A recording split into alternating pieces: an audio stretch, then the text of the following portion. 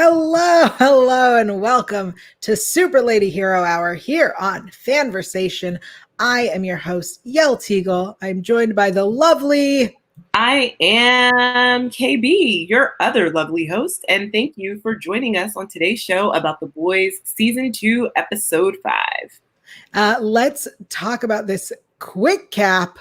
I'll be reading it this week. This is Season 2, Episode 5, as KB said. We gotta go now. That's why I have to read the title. Butcher has no more intentions to fight with the Supes, but Black Noir traced his location and found him. What will he do now? Supes are shooting a film named Dawn of the Seven. Homelander is doing what Stormfront told him to do. That felt really ominous. Homelander is doing what Stormfront told him to do. It's like, what? That was an odd way to end a quick cap for sure. I think it was a weird quick cap. It is all around. I mean, it's accurate, but it's still weird. And also, is the movie Dawn of the Seven or just Dawn of the Seven? Like, it could, honestly, the movie's so ridiculous, it could be Dawn of the Seven. I agree. Either one is crazy.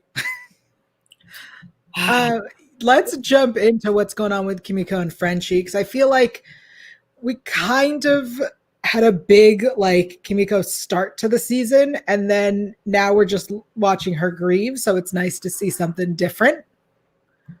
I mean, I think that she is just trying to figure out life without her brother permanently being gone. Like, I always feel like, obviously her and her brother have been separated for a very long time, so it is not as if they were seeing each other on a daily basis to begin with, but obviously death is permanent.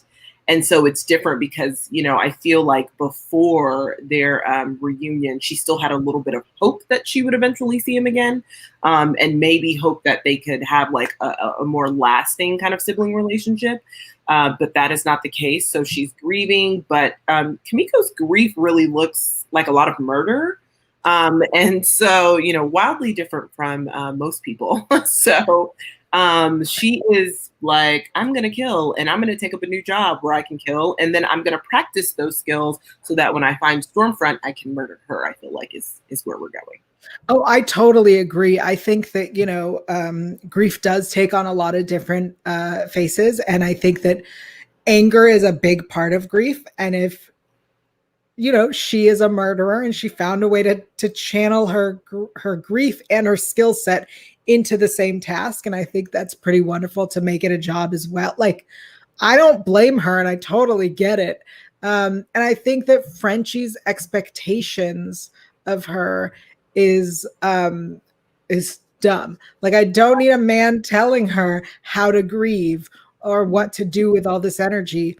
And I do really love that we've brought back that she can communicate, and that he has no idea what it is. And I do love him being like, I don't know what you're saying because you chose not to teach me.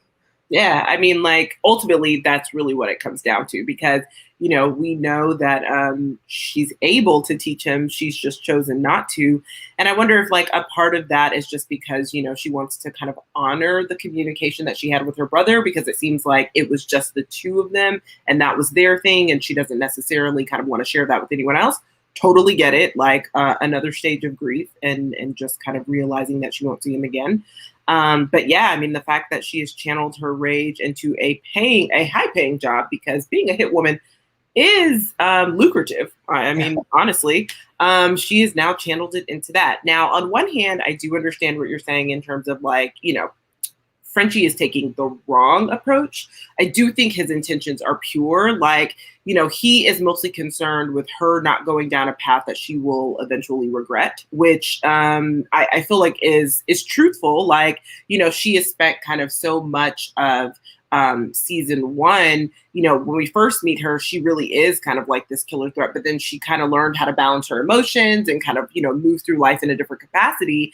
And so I think that she gained a sense of humanity by working, kind of with the boys and being in the crew in an odd sense. It's a little sense of humanity, but humanity nonetheless. And so I think he is kind of worried about that. So I actually kind of, I like the fact that he is concerned for her in that way.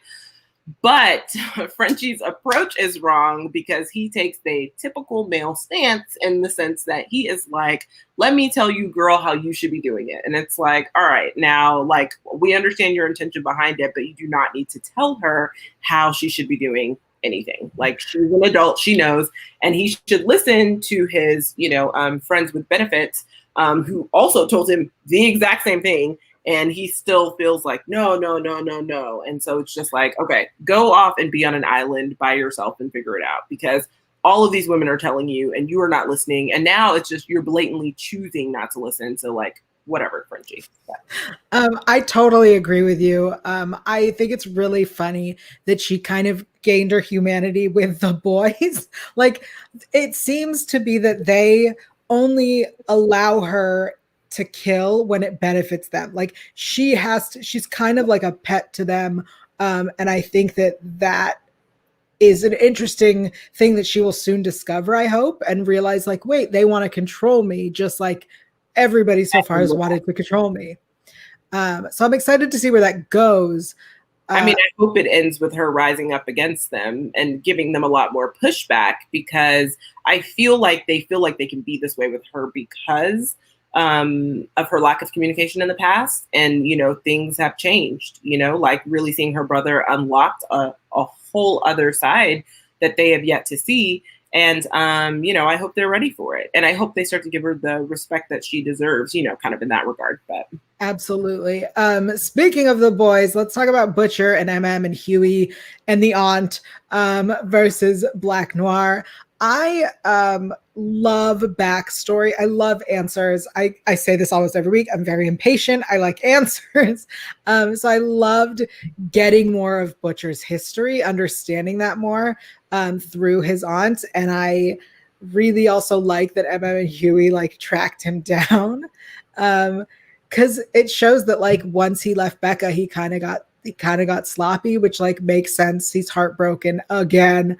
And the idea that again, yeah, and Black Noir being there was interesting. I was expecting more information on Black Noir. I really feel like this character is still mysterious and undefined, and I don't like it.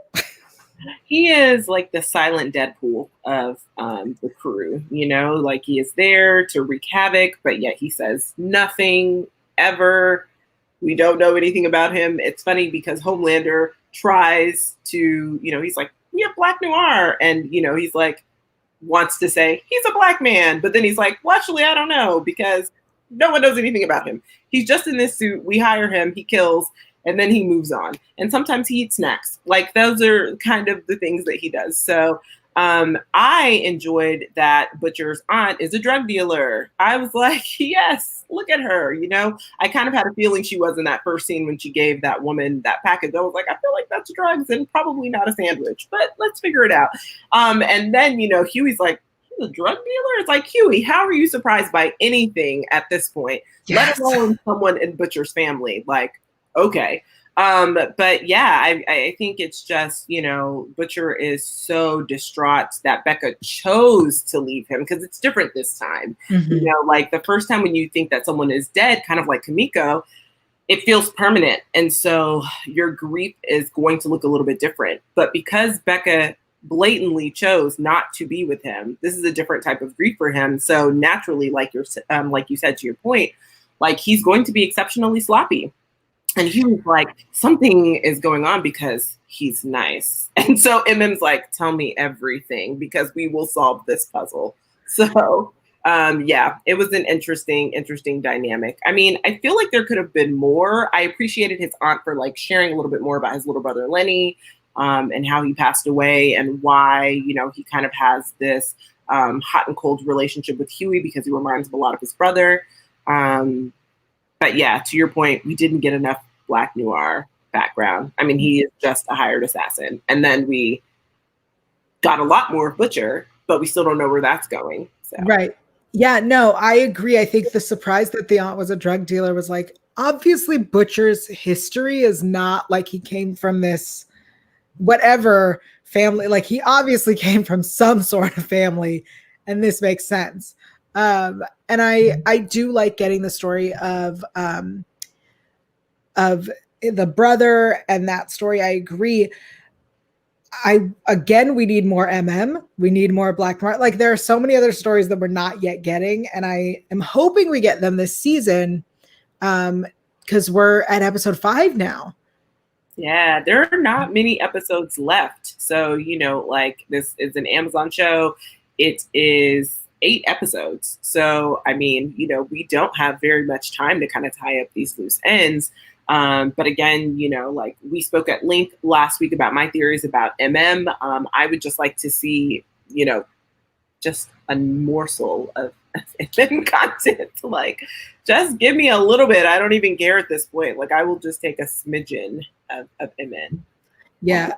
I will also say I loved the elaborate, bomb making of whatever's around. I think that was phenomenal. It reminds us that our boys are resourceful, that they don't have superpowers. They have whatever is available to them in that moment. And I think that's so freaking cool that they were able to set up the booby traps. It's wild how like explosive those bombs truly were. Like, you know what I mean? Like when you make like a kitchen sink bomb, you don't think that it's going to be so powerful, but like the fact that like when you make a kitchen sink bomb, well, yeah, I mean, it's just like when you make a bomb out of things that are just readily available in your house, like no one, I feel like in those scenarios, like no one is thinking this is going to be the world's most powerful bomb, but like the entire house was shaking. Like when they went upstairs, I was like, dang, what did he make out of these household items? Because like the entire place is basically on fire. Everything's broken. And I'm like, how powerful were these? And it was only like 3 of them. So I'm like, what is happening with these bombs? No, I agree. I'm just coming to realization of the sentence, when you do this. I mean, obviously, like I have not done this personally, but I've seen it, like throughout different TV shows. And I know that these characters are not thinking like, this is going to be like a grade A, like super powerful bomb. And meanwhile, I was like, dang, like what is happening up there? Like, yeah, I was surprised the taffy room didn't cave in. Yes, the taffy. Oh, I love that she calls it the taffy room. He's like, this is the taffy room? Yes, a drug layer, aka a taffy room. It's where you make the taffy. I love it. Hello. Let's move over to some of the Supes who are shooting Dawn of the Seven. How awful. Oh, God. The movie looks terrible. It literally looks like the worst film of all time. The writing seems bad. The acting is awful. Yeah. It's odd to me. I was thinking about it, and it's odd to me that the superheroes, right? So if we think about it, these are people whose families were given Compound V and told, we're going to give you a super child. And here are the requirements of raising this child, right? They have to start entering pageants or start attending events so like they have to start building a personality and a following. They also apparently have to have acting skills because now they have to also be in movies.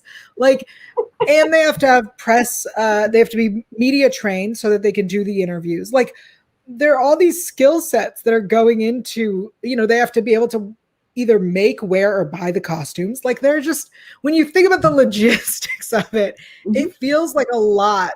And I wonder if any of these kids even went to school because they don't have time for that on top of everything else. Like what type of school do you go to that teaches you how to be a Supe plus live your life? Like what does that look like? Something that did kind of cross my mind though, as I was watching this god awful film, and like everyone was awful except A-Train. Actually, like A-Train's scene was actually really good. And I was like, oh wow, this scene is really good, except he got fired. But I was thinking, because obviously they threatened to expose him if he didn't just take his severance and move on. And I was wondering to myself, like, how much Compound V would have cost him to have a heart attack though? Because he's been given this Compound V since he was at birth. Mm-hmm. But I'm like, it really started to like, the scientist in my head really started to be like, so how much was he given as a child? And then do you have to get like boosters, essentially like at various stages in life. And then how much compound B did he take in order to have this heart attack? Like I started to think about like how much is truly detrimental because you guys were already experimenting on just regular kids. So like, what happens in adulthood? So those are great questions. I'm hoping we found that out. That's a really great question. I agree that his scene was the best, but that made me go, wait, so his exit from the team is written into a movie, and that's how the world is going to find out that he exited the team? Like, that's the idea that they're making. The idea that they're making real people also act out their own story in a movie seems off. It seems off. It seems, this is going to be a weird thing to say, it seems unbelievable in this universe, because that's not how it works, right? Like, we have people who do exist and are heroes in real life. We just lost one this weekend. And her movie, there was a movie about her life, and it was played by an actor. Like, you wouldn't expect her to play her own life. But it goes back to what you just said, in terms of, like, they are expected from a very young age to be able to know how to do so many different things. So maybe to them, in their mind, this makes them like more likable from like, like a media training perspective. Like maybe they're thinking that the film will make them more likable to the actual general public. And, maybe that'll help build numbers and boost their likability ratings. Like, I'm thinking that that's probably, because it'll just make them feel like, oh, they're just like everyone else who happen to have superpowers, which, to be frank, they are actually just like everyone else. They just were experimented on as kids. Like, truly, they really are like everyone else. They just, their parents were like, I don't want my kid to be ordinary. I want my kid to be exceptional. So sure, you can experiment on my baby. Sure. So A-Train is announcing his departure from the team. Maeve is coming out in the movie. She was already outed on national television. So like this feels like unnecessary. Like, honestly, they could have taken the Maeve storyline out because she was already outed in real life. Whereas with A-Train, no one knows that he's out yet. So yeah. I think the whole storyline with her and her partner and how her partner's like, I don't want to be part of this, I think is interesting and realistic and understandable. I also do love the way the media team was like, let me explain how people will accept you. Because that is very much the way the media currently is towards queer people. And I think it was very interesting for them to be like, we're making a joke, but it's clearly the truth. Right. Yeah. So I'm going to be honest and say I don't care what happens with this film.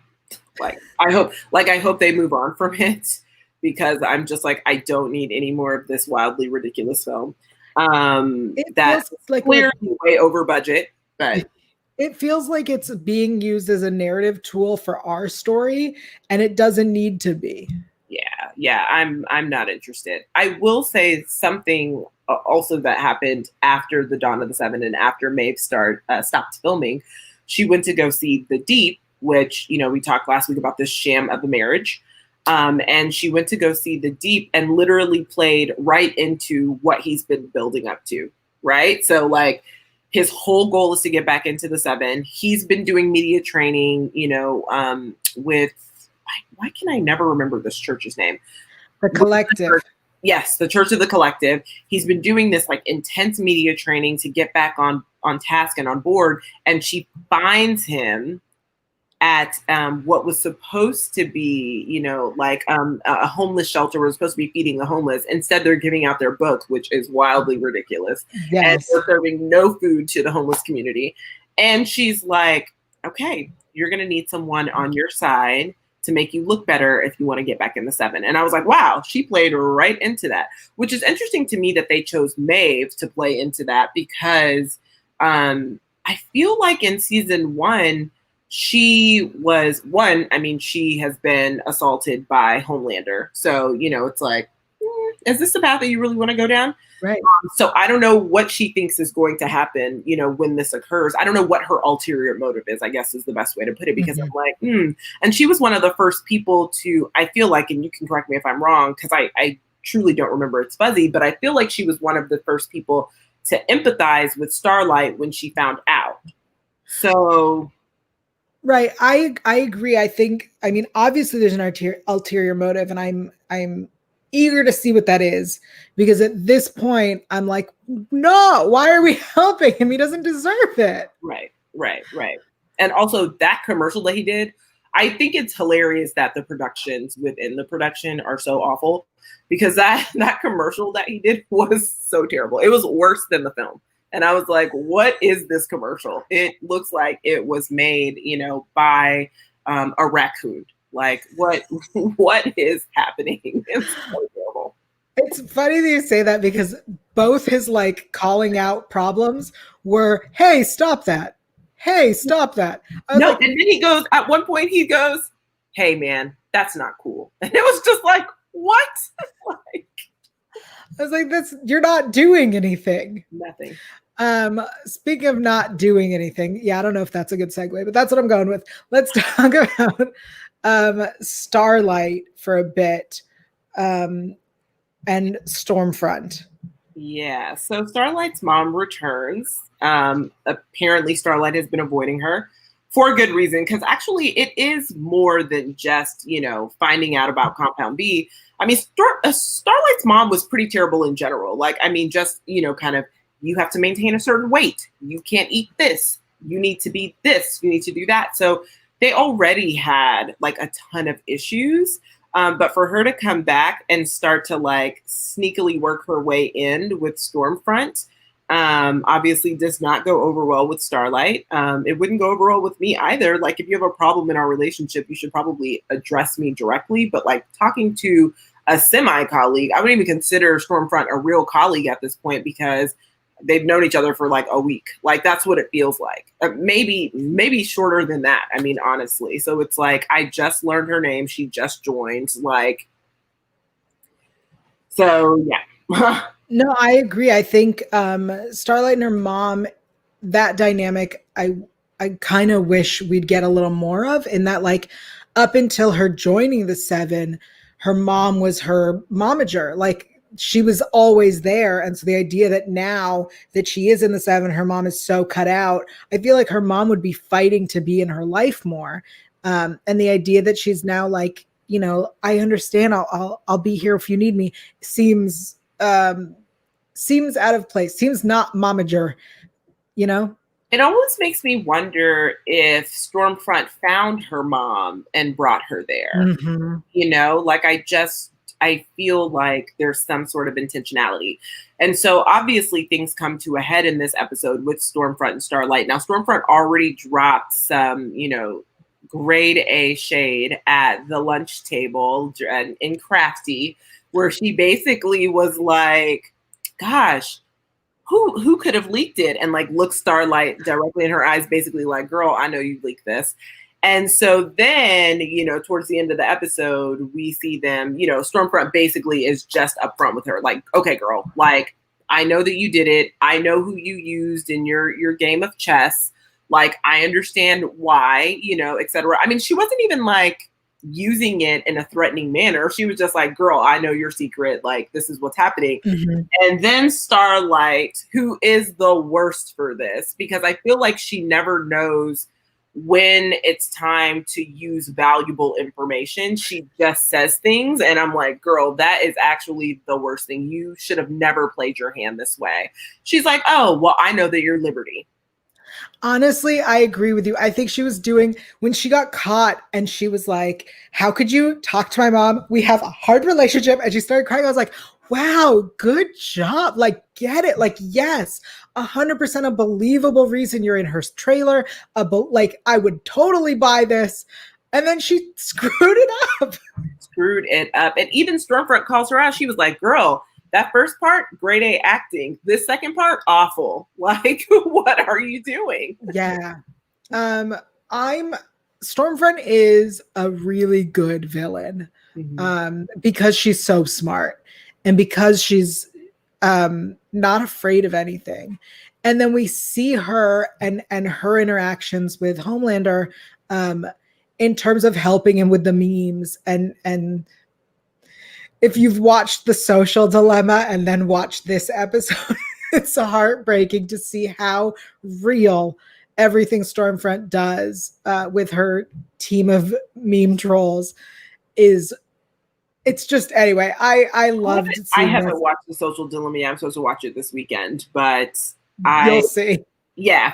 I'm like, I haven't watched it yet, but I have heard some things. And so I'm curious to see how I feel about it after I've watched that. But yeah, so for me, I mean, Stormfront is a good villain because she knows when it's the appropriate time to let some knowledge drop, unlike Starlight. And so, you know, she knows that Starlight did this, but you still can't tell how she's going to use that to her advantage. And, you know, she just allows Starlight to walk away. Like, I mean, Homelander knocks on her door, but I think she would have let her walk away regardless, because I think that her plan is so much bigger. And she even says to her, oh, I'm going to have so much fun using you to my advantage. Right. Because she's thinking long-term, larger scale. Starlight is just, you know, she's not good under pressure. I mean, that's just the reality. She's too honest, you know, like, which is the reason why she's not the villain. Like, she is just too transparent, I feel like. But I agree. I think she's also a little bit naive. Yes. And young. And I think that that's interesting to see them as colleagues with hundreds of years in between them, possibly. Okay. You're so dramatic. Hundreds of years. Hundreds of years. Only 70, you know? So, like, you know. 70, it like might as well be 100. Just 50 years. She's only 70. She's only 200 years. They're 8,000 years apart in age. So. She's an ancient one. She was here before the earth. All right. Let's get to the dirty that everyone wants to talk about. Oh gosh. Yeah. Oof.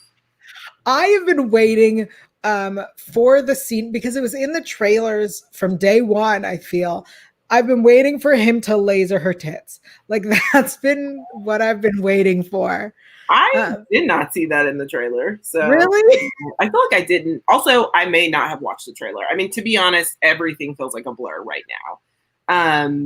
So yeah, I always knew they would have sex. Like, I just knew when they brought her on board, I was like, they're probably going to have sex because Homelander really likes these kind of twisted situations anyway, where like he needs to feel in control and powerful, and, you know, he needs to feel like he conquered something. And so I saw this coming, but lasering her boobs, I was like, what?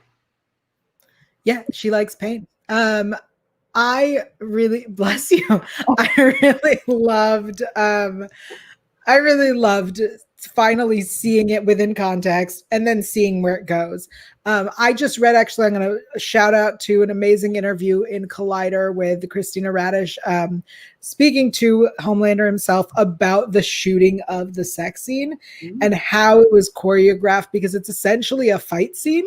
Yes. And less, they discussed less about like their comfort with the intimacy and more about like making sure everyone was safe and making sure that the set was, you know, everyone ends up where they need to be exactly to do the things that they need to do.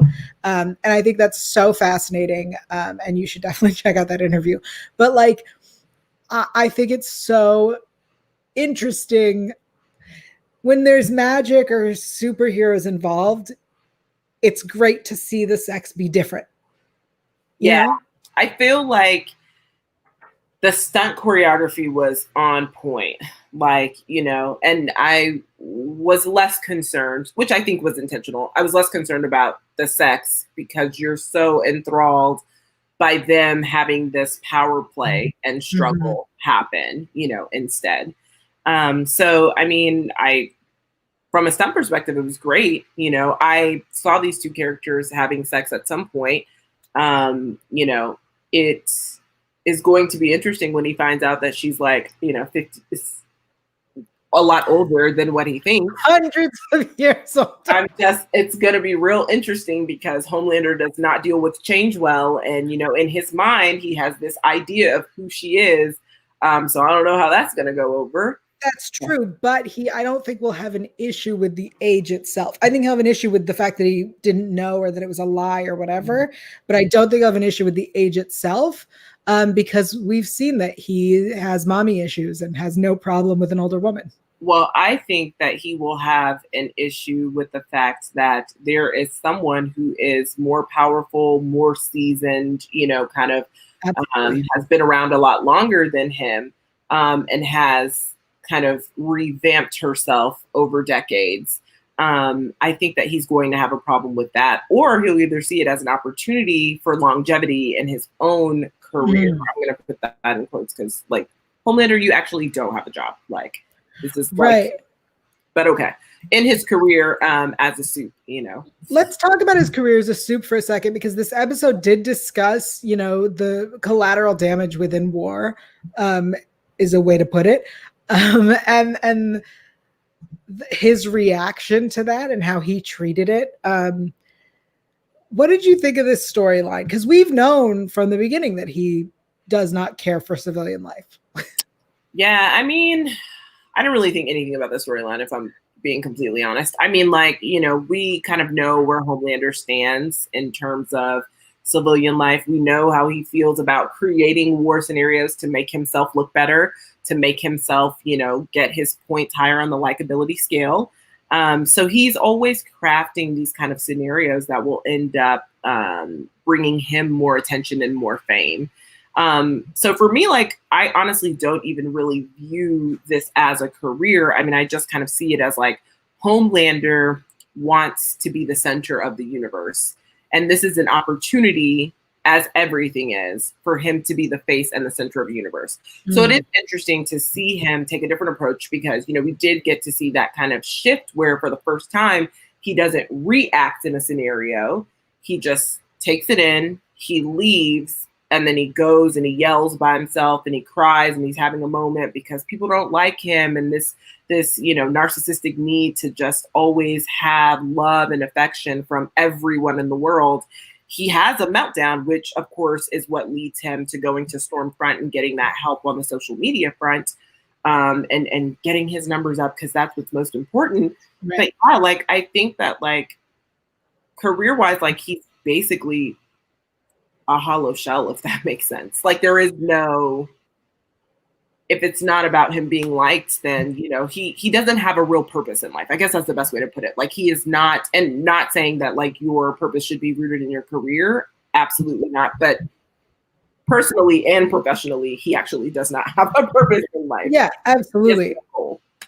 Yeah, I agree. I think what's interesting is that it's very clear that this horrible thing he did is not going to mean that he's not going to keep doing it. It doesn't mean he's going to be fired. It doesn't mean it's not going to lead to change. And I think that, you know, this show does very much hit current events very nicely. I was reading this, I think it was in Christina Radish's article actually, about how he is the embodiment of nationalism and Stormfront is the embodiment of racism. And we are watching them together move forward. And I think that that's a firestorm. Firestorm. I mean, truly, because, you know, anything is possible. And so I did retweet an article that I have saved because I haven't read it in its entirety yet, but it's in complex.com. And it basically speaks to the racism in the show and how, you know, racism is serving kind of as its own superpower within the show. And I think we'll see more of that. You know, it's interesting because Stormfront, when she's on set and A-Train sits down and she's like, "Oh, are you upset that you were let go?" There's a tinge of racism that A-Train picks up on. Mm-hmm. And he's just like, okay, like I didn't see that coming, which also, A-Train, you should always see it coming, but he didn't see it coming, but it still was just, it was so under the radar. Like it was just the slickest of comments that like most people may have not caught on to. I mean, A-Train's Black, so he immediately was like, yeah, okay, I understand what you're trying to do here. I understand your tone. But it just goes to show how she is subtly racist, you know, in a lot of ways. In a lot of ways, she is not, you know, she is not out and proud with her racism. I mean, she is when she kills Kimiko's brother, right? Right. But like there, in other ways, it's just very, very, very subtle. So again, I am still curious how this plays out because we know that Stormfront is taking her orders from Stan Edgar. Like, I mean, I feel like that's obvious, but Stan is a Black man. So I am still trying to figure out like how we'll work together moving forward. But. Oh, I think you froze. Oh, you're back. Great. All right. Let's go on to our rating here on Super Lady Hero Hour. The way we rate our episodes is from poop to kittens and anywhere in between. So, KB, this episode, what do you think? Poop to kittens, where would you rate it? This one was still a middle of the road in between for me. Like it wasn't terrible, so I don't think it deserves poop. But it wasn't fantastic. I don't feel like it moved the story and the narrative as much as I would have hoped it did. Like we did see some things come to a head. We did learn more about Butcher. You know, I think the biggest thing was that Stormfront and Starlight are now on an even playing field in the sense that like they're on the same page. They know each other's secrets, or at least that's what Starlight thinks, because obviously Stormfront has way more secrets kind of hidden away in her bag. But right now, from Starlight's perspective, you know, she thinks like, okay, well, now we both know something about each other. It's like, yeah, that's true. But also, you know, don't underestimate Stormfront's power. So I still feel like it's very middle of the road for me. And so, you know, I will just like give it a spatula. All right. I've got a spoon for you, like a spatula, but spoon-like. I agree with you. I think that it is middle of the road for me as well. I know last week our middle of the road was an Almond Joy, and this week I agree. Also, a spoon or spatula is how I'm rating it, because I think that this episode moved us forward a little bit, but not forward enough. For such a short season, I want every episode to be progressive. I want every episode to be moving us, and I want more information. So I did like that we got some backstory. I feel like we could have used more. Yeah, and I do like that, you know, we got an opportunity to see Stan Edgar call off Black Noir. I don't know where that's headed, but, you know, now Stan also has some information. You know, he knows kind of that Butcher has photos, or allegedly at this point. It doesn't even matter because Butcher's memory is enough. So, like, you know, Butcher knows everything about the rape, the child. You know, he is in the know. So it's going to be curious. I'm curious to see kind of how that plays out with Stan Edgar as well. I wish we just got a little bit more, but, you know, totally fine. So that brings me to, what is your badass or, you know, WTF moment of the week? So I remember watching, and I remember something very specific happening, and I went, that's the moment. And my badass moment is Kimiko ripping that person's face off by the ear. My gosh. The entire face. I honestly, at this point, I mean, I shouldn't be surprised, but I was surprised by how much they showed us. Like, I did not think that was going to happen, and yet it did. So that's a good one. Yeah. Thank you. I feel like that's a badass plus W. Yes. What about you? So I am gonna go with that sex scene. It was a WTF. I was like, what is happening, guys? And then when they are like, you know, levitating and the chandelier falls, I was just like, what is happening? That entire scene was crazy. And obviously it was about the power struggle. You know, when he is, you know, burning through her breast, I kept thinking, okay, is she gonna like regenerate? That did not happen. So I'm like, oh, okay, what's going on here? So it also, like, simultaneously, I was like, WTF, but I also was like, I need to know more about Stormfront's powers, like Yes. simultaneously. But yeah, I mean, No, I agree. I think that her powers are undefined still. yes, like I don't know her strength because I don't truly understand. Like, okay, she can control the weather, like we've seen her do that. I've seen her control lightning, but like otherwise, it's kind of like, yeah, girl, what do you do? Like, give us the tea. Yeah. For anyone who is joining us, I see that we have some viewers. Remember, every week you can give us your rating from poop to kittens or anywhere in between, and also let us know your badass or WTF moment from the episode. We would love to read those out on the air. But at this point, we got to look forward and talk about season 2, episode 06. Episode 06, it reminds me of high school, like graduating. Episode 6. What do you think? What are you hoping to see? What do you think's going to happen? No, I'm just hoping to get more I just want more. In this previous episode, he did get shot.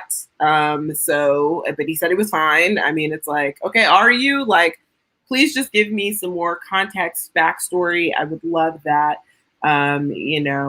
Laz is a phenomenal human being, like honestly, the kindest person. I'm excited to see him in this role, except I just need more context about his character.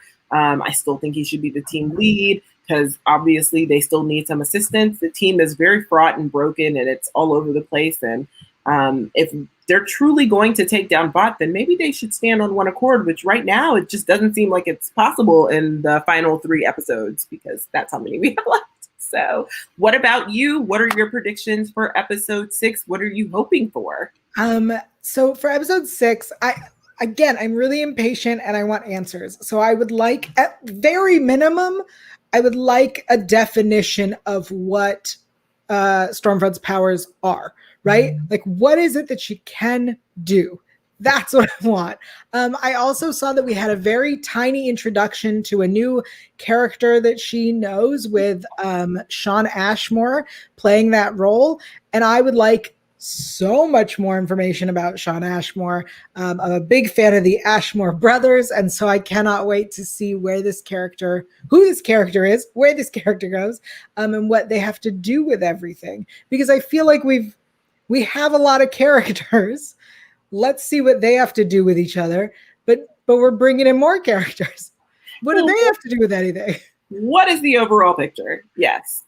Agreed. Well, I think that, this episode was fantastic. Well, of our recap, obviously, we rated the actual episode, but I mean, I think that this recap was fantastic. And next week, if you guys are going to tune in, we are going to have a special guest join us to talk about episode 7. So yes. Awesome. Before we wrap up, Unfitting Revenge gave us a rating for this episode. I give it a glass of milk, which is closer to kittens in honor of mother's milk. Okay. Yeah. One of my faves. Kimiko and are my 2 faves. So yeah, I love that rating. Yes. Yes. I see that there is information that Unfitting Revenge is sharing us about Shawn Ashmore's character. I'm going to not put it up because I feel like it might be a spoiler. So we're going to choose to keep it a little secret. Eternal